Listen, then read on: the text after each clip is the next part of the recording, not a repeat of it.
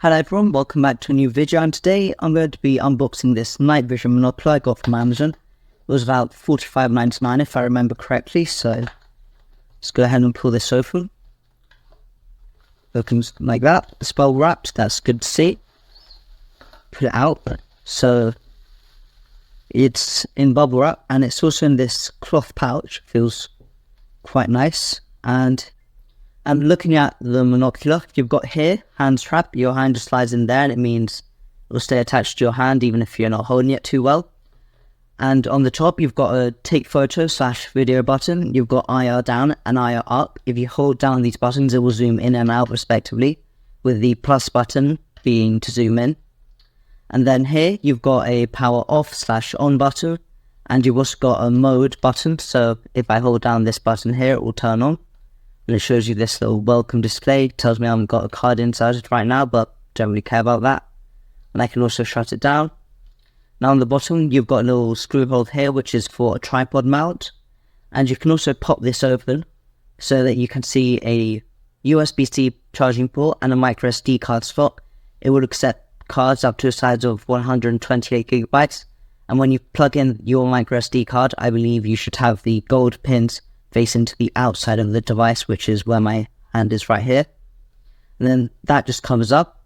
I actually didn't notice this at first when I first unboxed it, but fits in quite well. It's quite hard to see. And then you can obviously twist this here to focus the camera.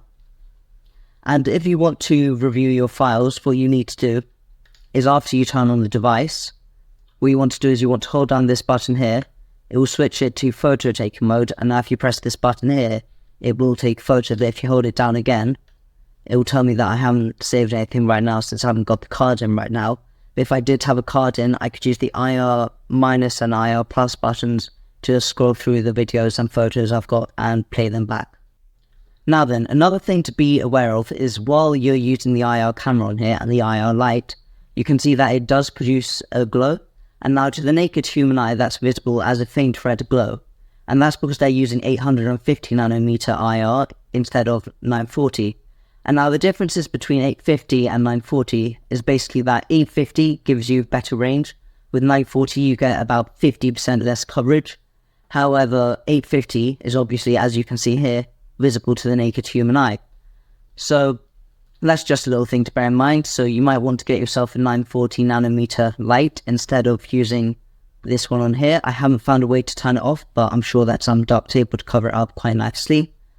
So that's just to bear in mind. However, I'm also not sure how well this camera will be able to pick up on 940 nanometer light since I don't have a 940 nanometer light to test it with, but that's just something to bear in mind. A torch. Now, as for what else comes in the box, we've got an instruction manual which folds out. Also got lens wipe, quite nice of that. You wouldn't have to strictly include that. And a USB-C to USB-A cable. And hold, one more thing. And it looks like they've given me a USB-A to micro SD adapter, which is also quite nice them to throw that in for me. So in this clip here, I've got my normal visible light torch on, and then I switch to turning it off, and then I turn on the IR mode. And as you can see, the video is a bit jittery. It suffers quite a lot from motion blur. So this camera probably isn't too good unless you're keeping it stable. And also another issue I've noticed is that if you're not focused in, you basically just can't see what you're trying to look at. So you've got to have it focused pretty much near perfectly to actually see what you're trying to look at. Now then, when switching between different IR brightness levels, I'm going to be honest, I didn't see too much of a difference.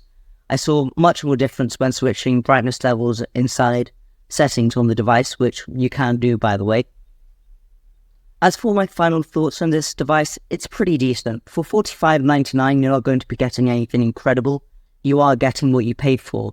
And you're not going to be using this to walk around and find your way. I'll attach some video of me walking over this while I talk. And as you can see, the motion blur, it kind of speaks for itself. However, if you're looking to just have this up while you're in your bedroom and you want to look out into your garden and see what wildlife is out there, honestly, yeah, it's pretty good for that. However, if you're thinking of pushing it past that, don't get your hopes up. You are getting what you pay for. And if you want to get some really good night visuals you could walk around with, well then you're going to have to about triple your budget. For the rest of this video, I'm just going to play some footage I got with this device.